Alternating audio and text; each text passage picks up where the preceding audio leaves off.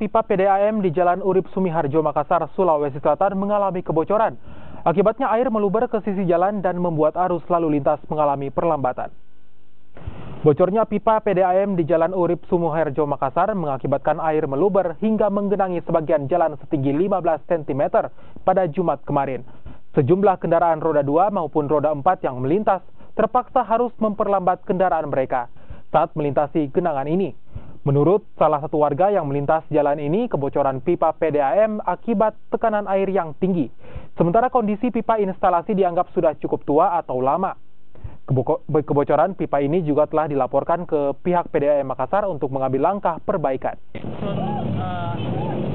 Kota untuk turun untuk mengantisipasi ini, paling tidak diantisipasi untuk ditutup dulu supaya tidak terlalu melebar dan tidak mengganggu instalasi yang lain.